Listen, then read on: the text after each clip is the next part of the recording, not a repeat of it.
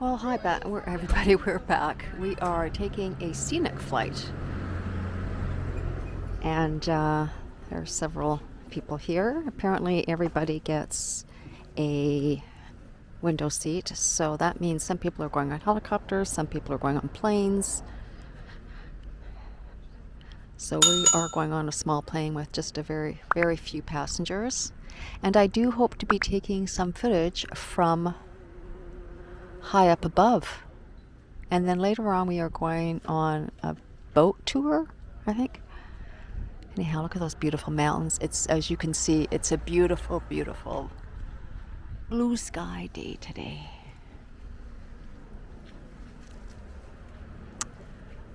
I will see you up in the air.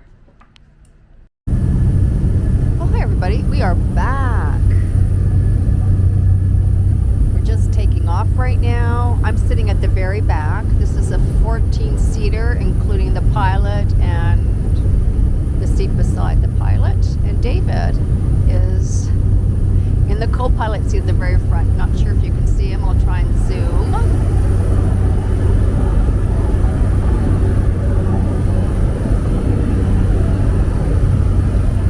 That's the top of his head with the blue baseball cap. So he is so thrilled to be sitting in the co-pilot seat. He's got his headgear on. Very thrilled. Everybody here gets a window. I'm at the very back, manning the exit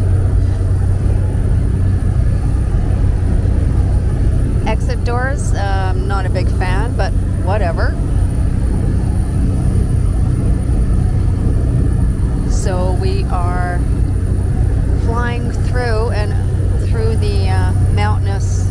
And just like that, guys, we're airborne, leaving busy Queenstown Airport behind us down to Milford Sound. And a nice, beautiful day for flying, nice and clear, look at cloud in the sky. A couple of points of interest I can show you right here in the basin. The township just off the right-hand side on the right-hand wing is Arrowtown. That's an old Chinese gold mining settlement. Now more commonly known for its boutique shopping and its lovely restaurant. Also there's a really good golf course out that way. This river you can see down the left hand side is the Shotover. As the name suggests, the Shotover is a fast flowing river that starts about 70 kilometres up towards Mount Aspiring National Park. Other activities on the Shotover include jet boating and whitewater rafting. It also has a rich gold mining history, but I'll touch on that once we get past these first set of hills.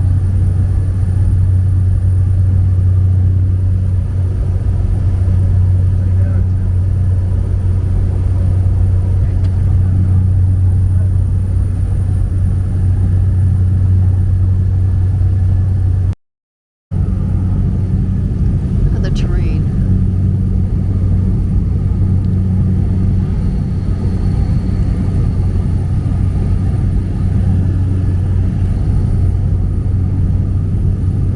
Yeah, I don't know if the camera will pick it up, but there is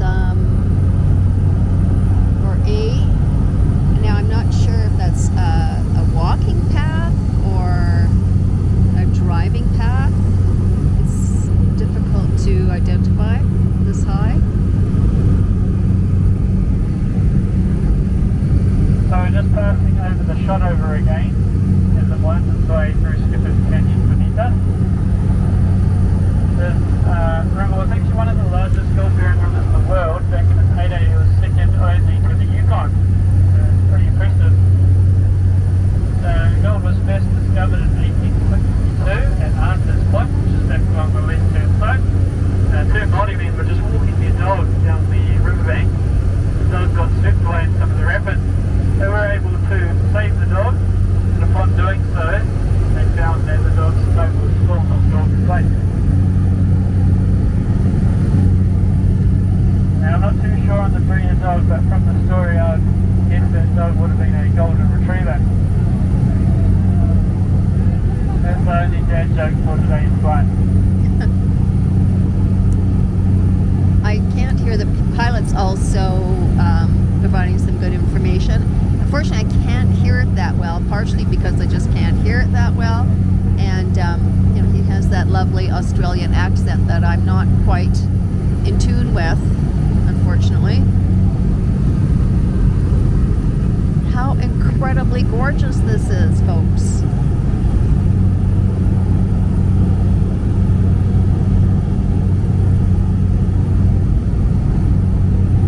And then after this flight, I think this flight is about 45 minutes, and then we're going on a boat tour.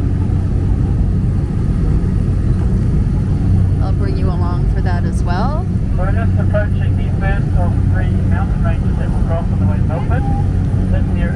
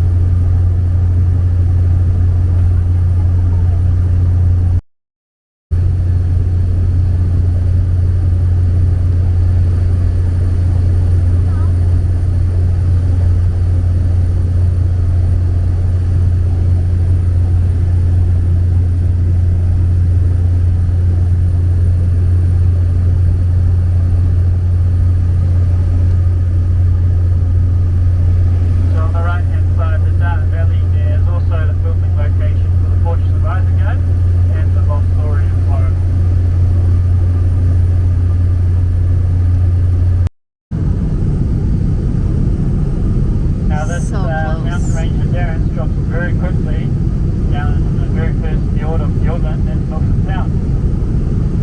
Your first view of Milford will be about 20 seconds off your right hand side.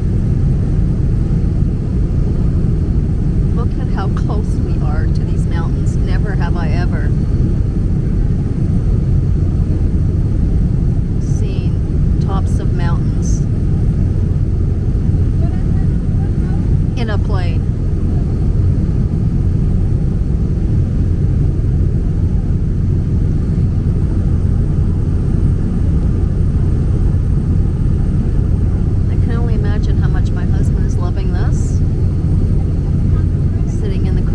Seat.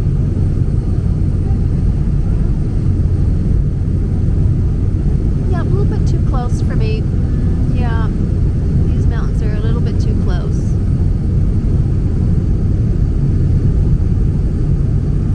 But quite exquisite. They're just like works of art, don't you think? Works of art.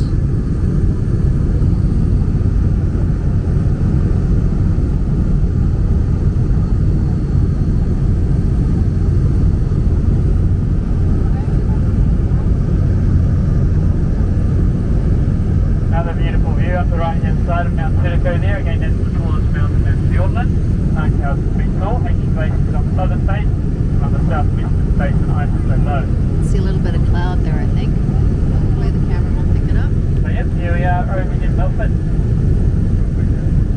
Not the largest fjord in Fjordland, but it is the best in terms of its sheerness. So the cliffs around us range up to 6,500 feet tall,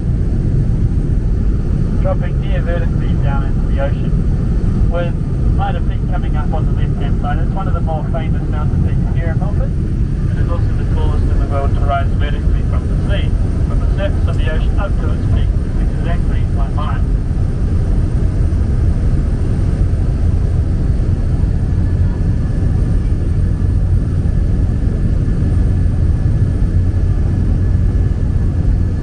Hopefully the camera can pick up some of this cloud.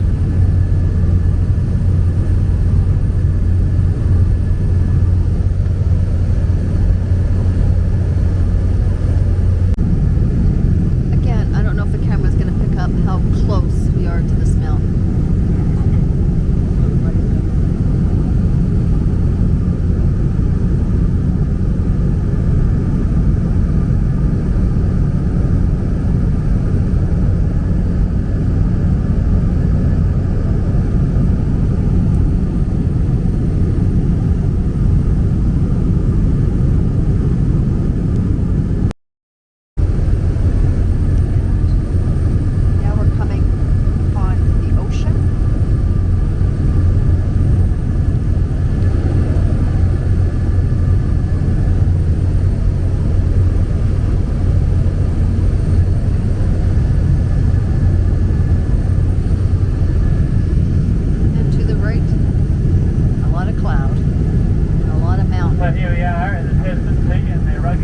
coast of New Zealand, you might notice it's a lot greener on this side of the divide compared to back at Queenstown. That's just due to how the weather works. In New Zealand we get a predominantly westerly flow that picks up all the Now we're moisture turning to the left. in front of us, dumps it on the first bit of land it finds, which is generally here. As a result, Milford itself receives 200 rainy days of the year, and an average between 7 and 8 metres of rainfall annually. Compare that to Queenstown, which receives 90 centimetres per year. Where the camera is angling, we just came from that direction.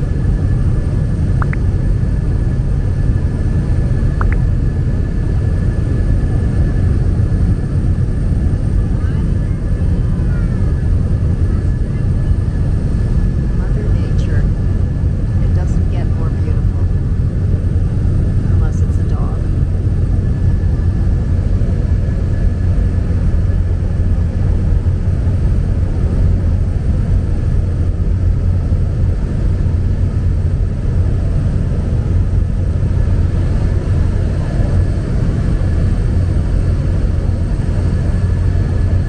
So Milford Sound wasn't actually discovered until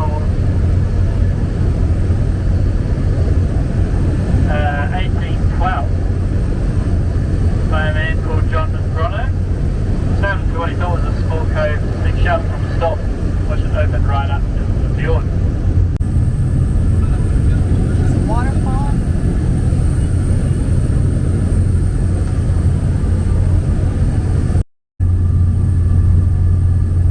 Another beautiful waterfall.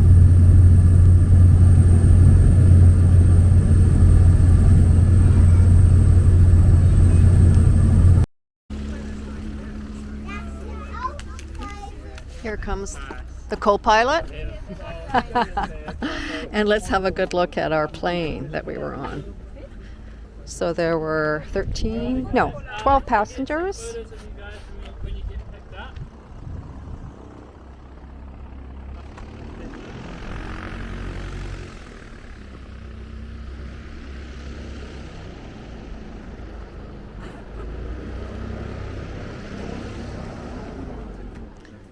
So I won't put you on camera, David, but how much did you enjoy sitting in the co-pilot seat? It was wonderful. Oh, yeah. Alright guys, I can take some photos of you now if you'd like a photo with the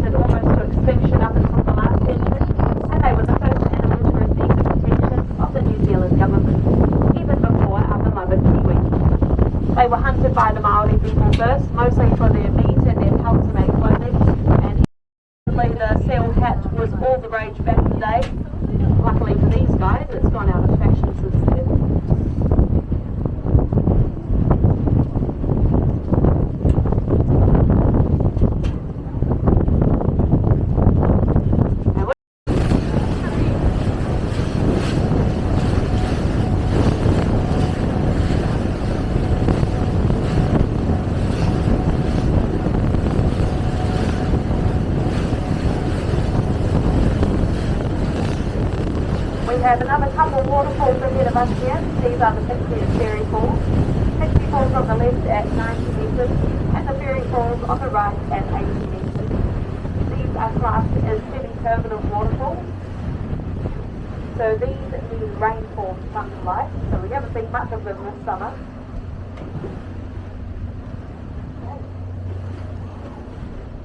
Milford Sound is famous for its temporary waterfalls. So we only have two. Some of them, like these, will continue on a little bit longer.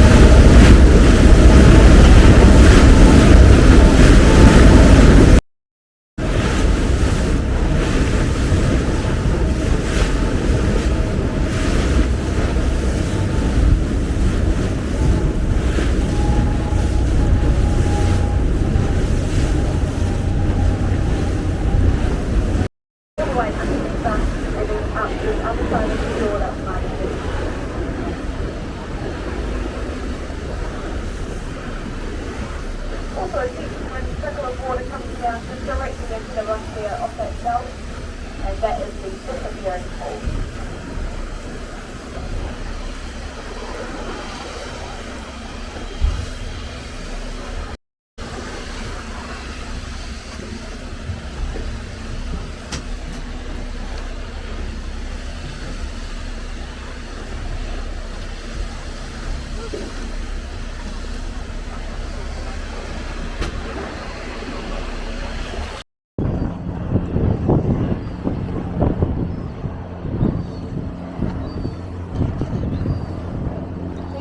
They almost exclusively at night time, as that's when the fish comes close to the surface. They will sometimes fish during the day, they just have to dive a bit deeper. Not uncommon to find them at depths of around 200 metres though. That has them holding their breath for a pretty long time, around a minute.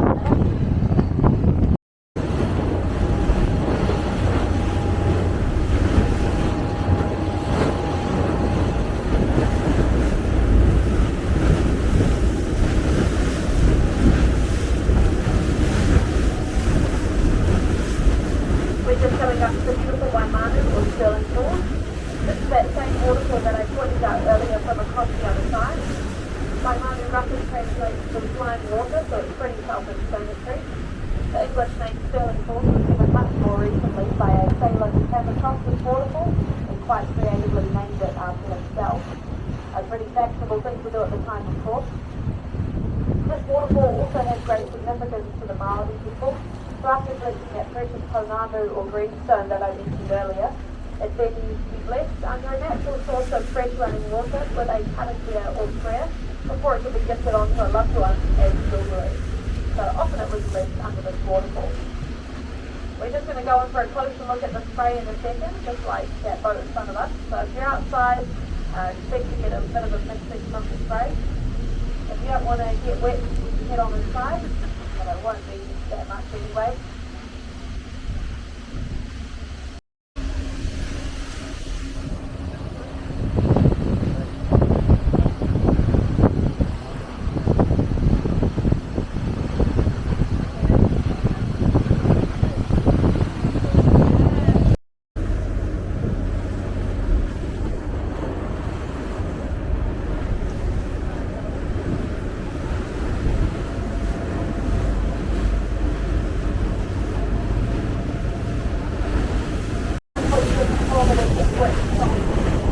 Across to the other side, and